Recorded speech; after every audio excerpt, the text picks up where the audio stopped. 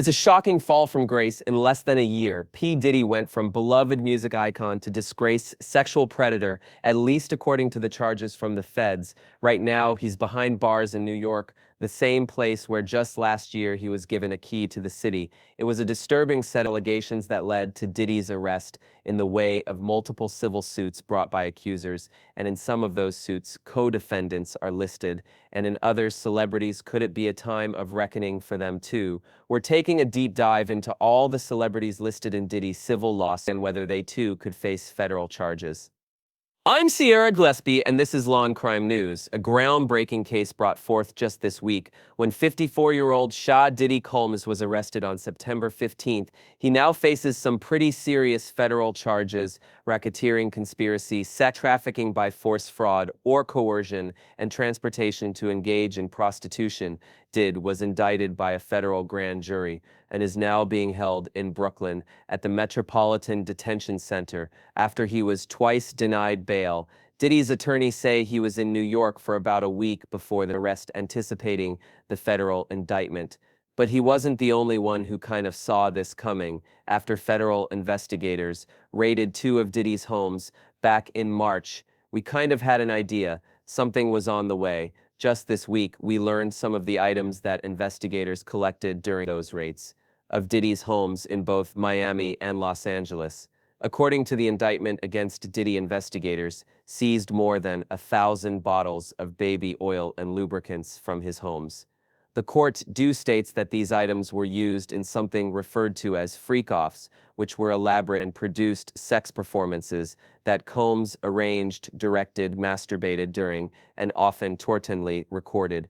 According to prosecutors, Diddy and his associates transported commercial sex workers over state lines, and even international. Diddy then allegedly gave these sex workers and victim controlled substances, at times unannounced to the victims. Prosecutors say Diddy did this to keep the victims obedient and compliant. He then took videos of victims having sex with these sex workers, sometimes without their consent. After all this, both Diddy and the victims would receive IV fluids, recover from the physical exertion and drug use. Federal investigators say that during the raids of Diddy's homes, they collected some of these recordings showing the disturbing details of these freak-offs, and the feds had a heads up about these recordings thanks to some of these civil lawsuits filed against Diddy, namely the one brought by Rodney Jones, also known as the producer Lil Rod.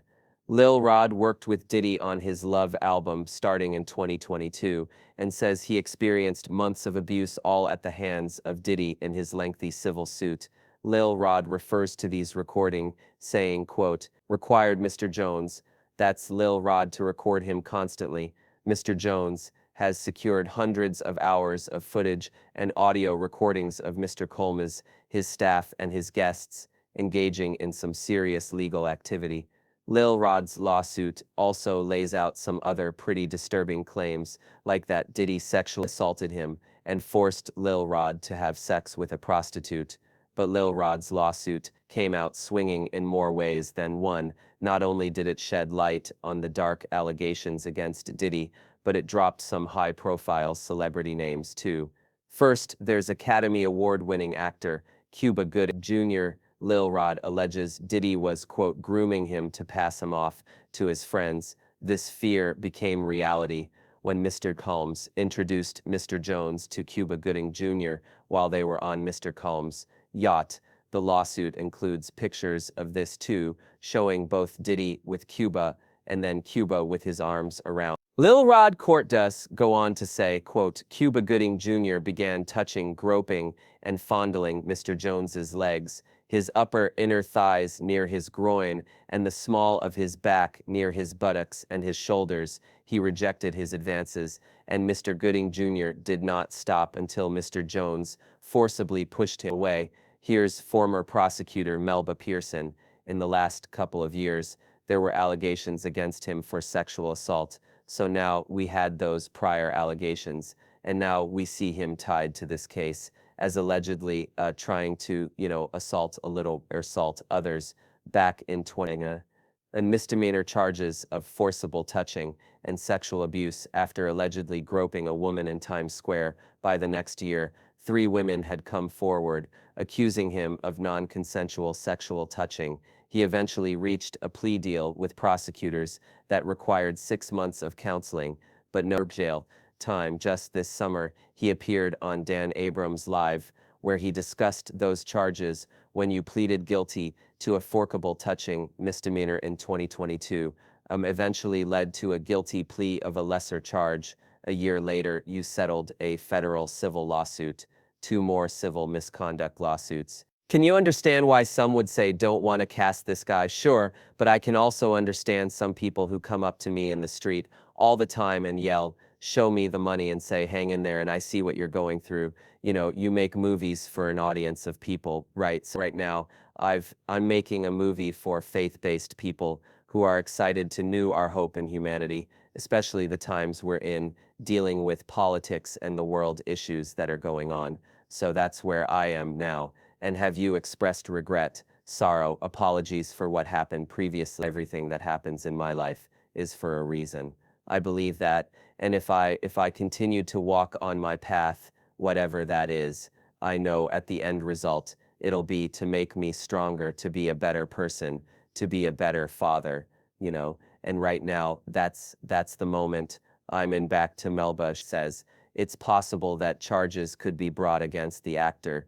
I am getting the feeling where there's smoke, there's fire, right? Because now we have 2 different instances where you're accused of the same type of behavior, you know, years apart.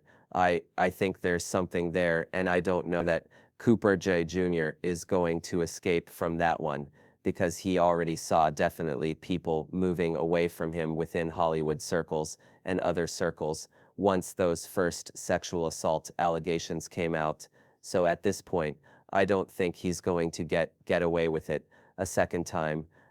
Is possible that he could face charges based on these allegations that were brought forward by Lil Rod. It is possible as well. Again, we've got the statute of limitations issue to deal with. So depending on the time frame of when this happened is, you know, again, the Adult Survivors Act, which was the vehicle where many these lawsuits came out. When if these civil law school suits, came out, there was a fin-out amount of time for those suits to be filed. The time frame is going to be very, very important. What witnesses come forward, because again, you know, this may not be a situation where DNA may be at play. This may be more of a situation of, hey, yes, I was there, and I recall, you know, Cuba Jangam Jr., you know, putting his hands on the L-Rod, or, you know, recall certain aspects. So it's going to be a very witness-intensive type of case. And the question is, will witnesses be willing to come forward?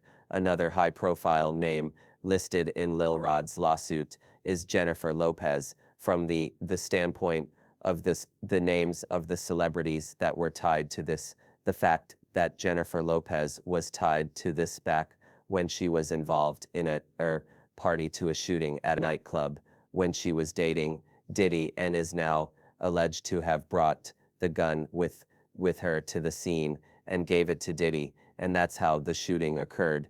Lil Rod's team brings up J-Lo when establishing Diddy's history, writing his quote, "Rico Enterprise has existed for at least dating back to the 1999 nightclub shooting in NYC when Mr. Coleman required his then-girlfriend, Jennifer Lopez, to transport his illegal firearm into the NYC nightclub. The court also alleged Diddy forced his then-artist Shine to assume responsibility for the shooting of several individuals. Shooting happened on December 27, 1999, at about 2:55 a.m. A fight broke out at a nightclub in New York City between Diddy Jamal Barrow, who's known as the rapper Shine, and Matthew Allen, who went by the nickname Scar. Guns were drawn and 3 people were shot. No one suffered any life-threatening injuries, and the victims were not involved in the fight.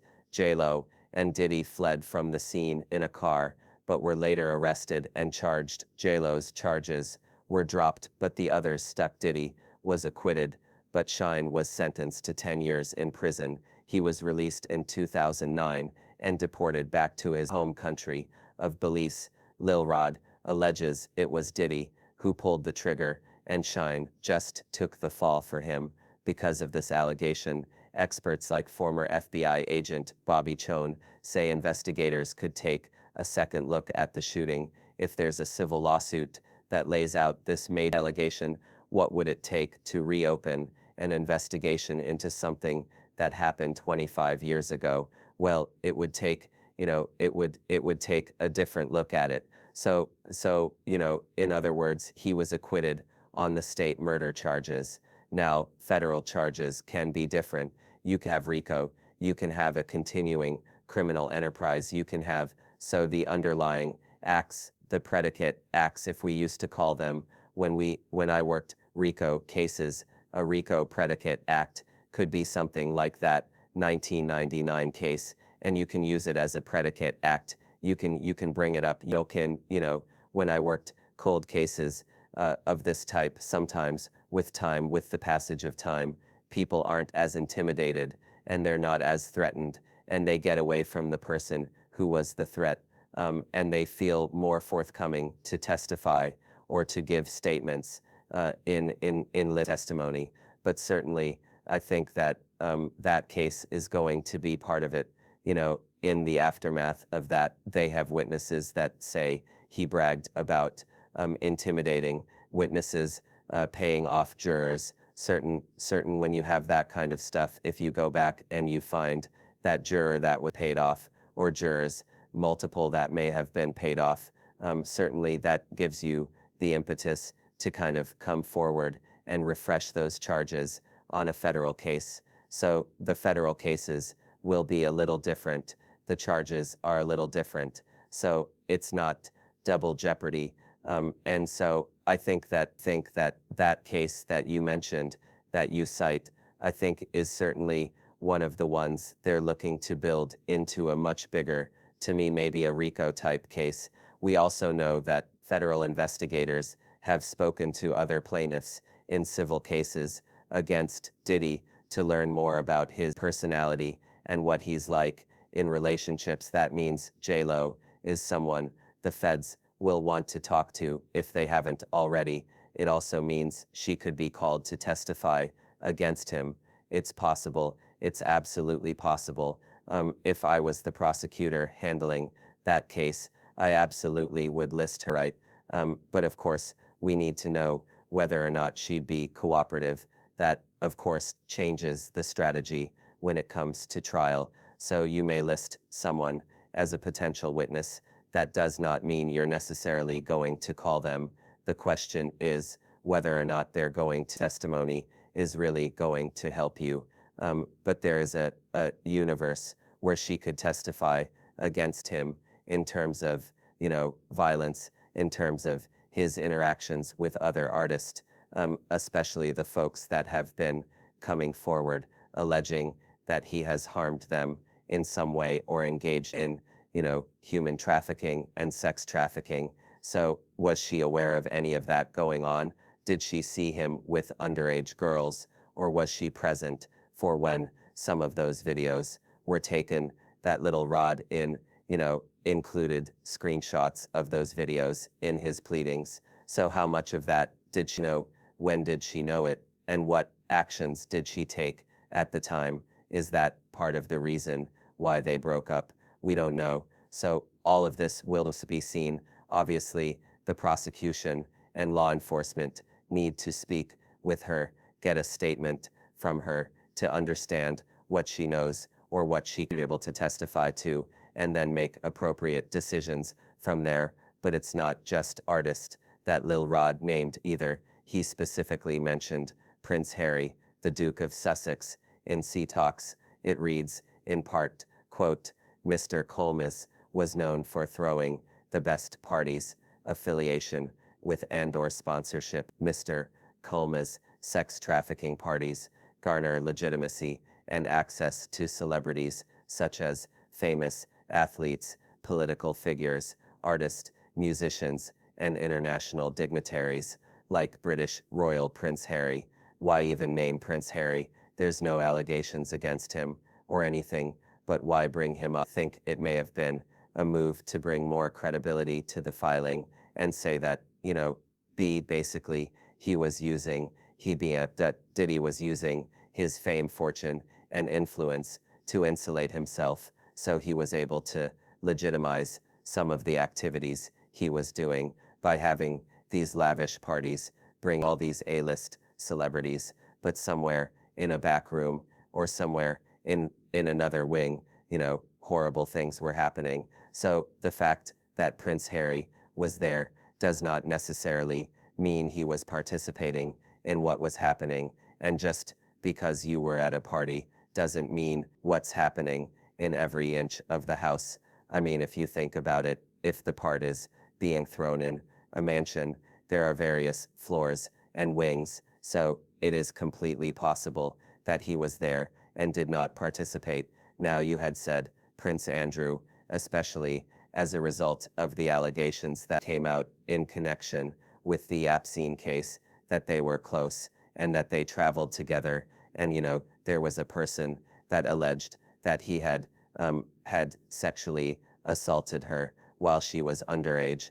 That would be a different story. But Prince Harry, and the way that it was mentioned, and to be very, again, just sort of trying to bring legitimacy and talk about these were the people that he surrounded himself by to protect himself. Prince Harry has no criminal charges or even any accusations of illegal activity, but he could still see the inside of a courtroom.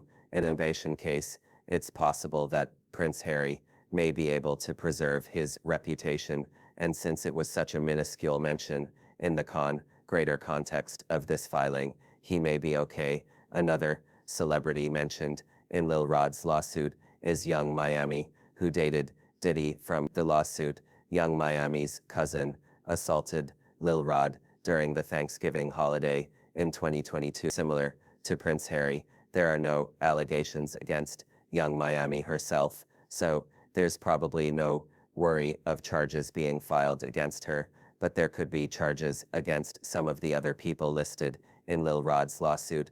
That's people like Diddy's chief of staff, Christina Coram, who Lil Rod compares to J.L. Maxwell, the longtime companion of Jeffrey Epstein. Epstein died by suicide in 2019 when he faced numerous charges of sexual assault over the course of multiple years. Maxwell was charged and found guilty of sex trafficking in relation to her time with Epstein, and she is currently serving a lengthy prison sentence. Lil Rod says Christina Coram ordered sex workers and prostitutes for Mr. Colmes and ordered and distributed ecstasy, cocaine, GHB, ketamine, marijuana, and mushrooms to Mr.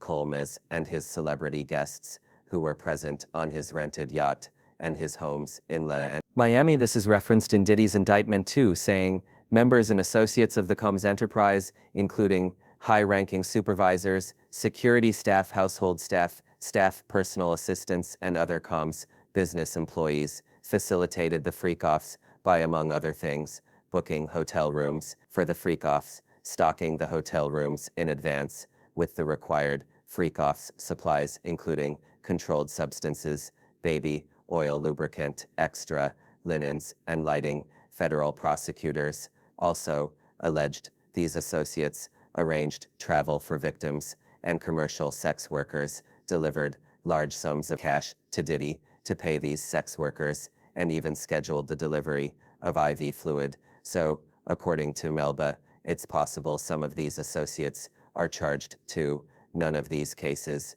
when you have these high-profile people that have been using people over years, these cases happen without a Kelly had a handler, Epstein had a handler, Weinstein had a handler. Everybody has in those scenarios of those powerful people, powerful men that are abusing other people. They have someone that does their dirty work, and it's usually not only just one person, it's several people who may have different duties. So again, seeing this woman being his handler, being the person to get him drugs, being the person to procure sex workers for him, being the person to basically be on cleanup duty in case of, covering up or silencing people that might want to come forward.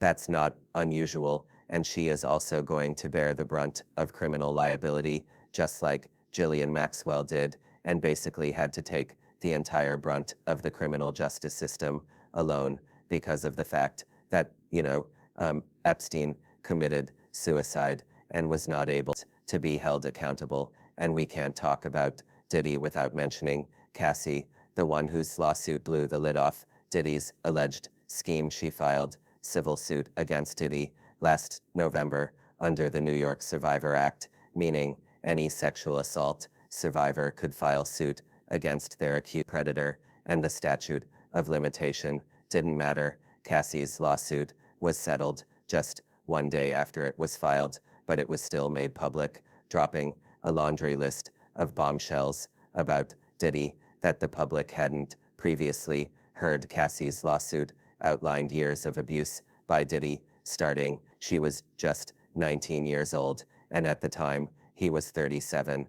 According to her suit, Diddy was prone to uncontrollable rage and frequently beat Cassie savagely. Cassie alleged Diddy forced her to use drugs and would physically beat her or force her to have sex with prostitutes. Then there's the allegation that on at least 2 occasions, Diddy demanded Cassie hold his gun in her purse. The lawsuit goes on to state, quote, "There was no clear reason why Mr. Colmes required her to hold his guns, except to reinforce to his young girlfriend that he was violent, powerful, and dangerous." This echoes a similar allegation made by Lil Rod about Jennifer Lopez's part in the 1999 New York nightclub shooting. Not only did Jennifer Lopez allegedly bring the gun to the club, now we're also looking at, years later, Cassie coming forward and saying that Diddy forced her to carry a gun with her when they went out to different events.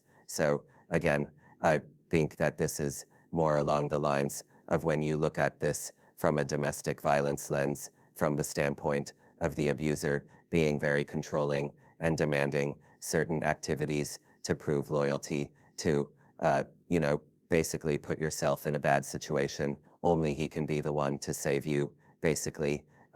So in seeing that, the parallels between J-Lo's experience and Cassie's experience, number one, it brings more credibility to what Cassie said in her pleadings, but also, again, it causes us to look at Jennifer Lopez and be like, some of the comments she made about the end of her relationship to Diddy in terms of, well, there was infidelity and, she kind of skirted the issue a bit. But when you start to look back at their comments, you start to think, oh, were you in a domestic violence relationship with Diddy, much like how Cassie ended up in a domestic violence relationship with him? Cassie kind of broke the floodgates, so to speak, when she made her civil suit back in November. These crazy allegations, we'd never heard anything like it before. And then all of a sudden, we have several more people coming forward, and then it turns to 2024. So we have multiple plaintiffs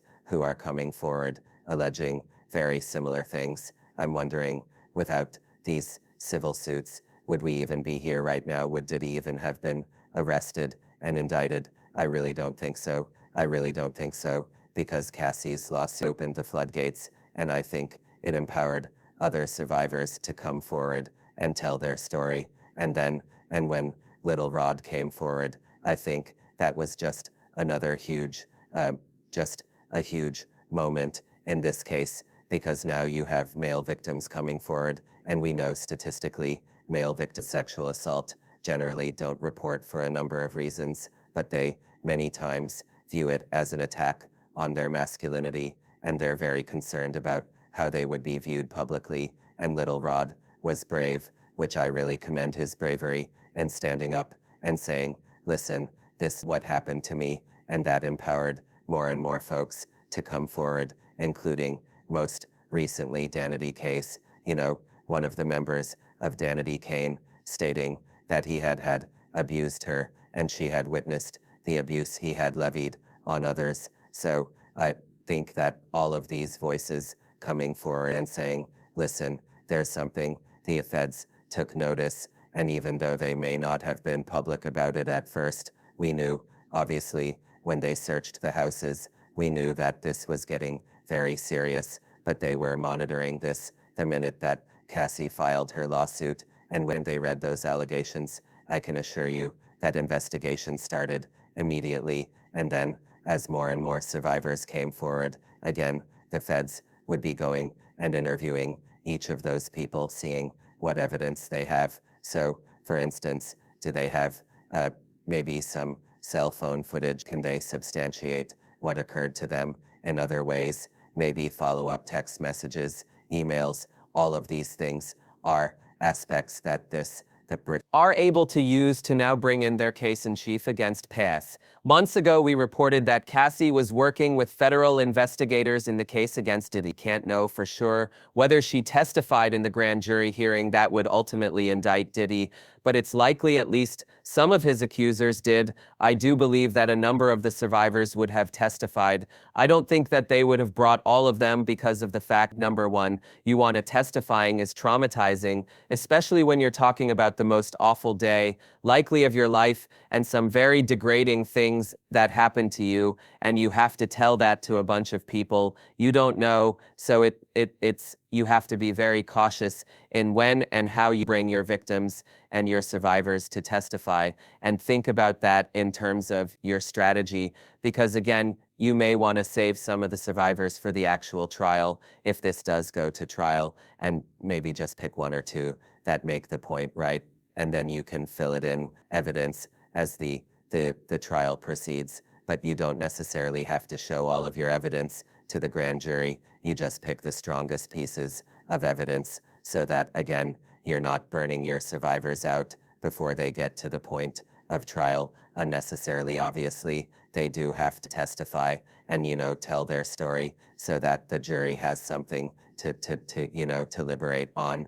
But at the same token, you don't want to push them too much because, again, that trauma is very real. And even if they are getting assistance through counseling or something along those lines, still a lot to have to talk about, and especially in such a with the huge media frenzy around it, and so many people weighing in, and whether it be social media or other celebrities or things like that. So those are some of the things I think the assistant us considering when deciding who should be brought in front of the grand jury to testify, and when it comes time for trial, we could expect to hear from Cassie or other accusers in federal court. You're bringing up a really good point because, as you said, this is probably one of the darkest times survivors' lives, and they have to come forward with these